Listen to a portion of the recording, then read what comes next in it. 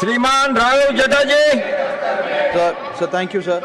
Sir ज़रा सोचिए कि जब एक डॉक्टर आपको डायग्नोस्टिक सेंटर से एमआरआई कराने के लिए प्रिस्क्रिप्शन लग कर देता है और वो डायग्नोस्टिक सेंटर इस एमआरआई के लिए 9,000 रुपये का चार्ज करता है, वो 9,000 में से 3,000 रुपये चुपचाप साइलेंटली डायग्नोस्टिक सेंटर डॉक्टर की जेब में डाल देता है for not treating you but for referring you, तो आपको कैसा लगेगा? सर मैं बात कर रहा हूँ रेफरल इंसेंटिव और कट मनी अरेंजमेंट की जो कुछ डॉक्टर्स और कुछ डायग्नोस्टिक सेंटर के बीच में चल रहा है, और ये एक इनफॉर्मल अरेंजमेंट बन चुका है। आपको ट्रीट करने के लिए नहीं, आपको रेफर करने के लिए सिर्फ डॉक्टर की जेब में 3,000 रुपये डाला जाता है। सेट कमीशन रेट है, डेडिकेटेड एजेंट है, पैरेलल इंसेंटिव इकोनॉमी है sir.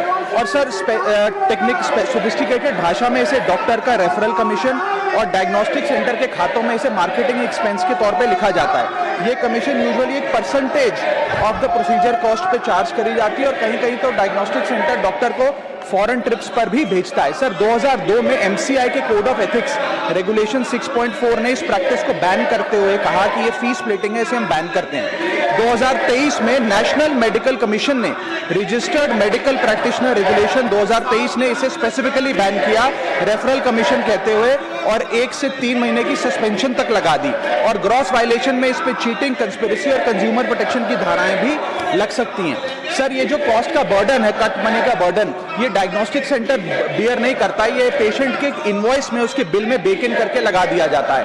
Indian journal of medical ethics बताती है कि इससे मेडिकल बिल जो है, ट्रीटमेंट का बिल, वो 15 से 20% पेशेंट का कभी कभार बढ़ जाता है। सर इन्फ्लेटेड बिल भी प्रॉब्लम नहीं है, प्रॉब्लम ये है कि अननेसेसरी मेडिकल टेस्ट और ओवर रेफरल्स की एक प्रैक्टिस कहीं ना कहीं शुरू हो रही है। सर ये मांग जो है ये डॉक्टर्स के खिलाफ नहीं है, ये सिर्फ एक कट मनी रेफरल सिस्टम के खिलाफ है। हमारे देश के डॉक्टर्स को हम भगवान का दूसरा रूप मानते हैं। जब कोई जिंदगी मौत के बीच लड़ रहा होता है तो डॉक्टर उसकी उम्मीद की आखिरी किरण होती है, और ज्यादातर डॉक्टर सर पूरी ईमानदारी से, लगन से, निष्ठा से पेशेंट्स की सेवा करते हैं। लेकिन कुछ डॉक्टर, सम डॉक्टर्स इस रेफरल सिस्टम में फंस गए हैं। इसीलिए मैं ये कहना चाहूंगा कि पेशेंट्स खास तौर पे रेड फ्लैग्स का ध्यान रखें। जब कोई डॉक्टर आपको एक स्पेसिफिक डायग्नोस्टिक सेंटर पे जाने के लिए मजबूर करे तो समझें, यदि वो इरिटेट या अनहैप्पी हो जाए कि आपने इक्वली अक्रेडिटेड किसी और फैसिलिटी, डायग्नोस्टिक सेंटर या पैथ लैब से जांच करा ली और नाराज हो जाए, तो आप उसको एक रेड फ्लैग की तरह ट्रीट करें। या यदि मार्केटिंग एग्जीक्यूटिव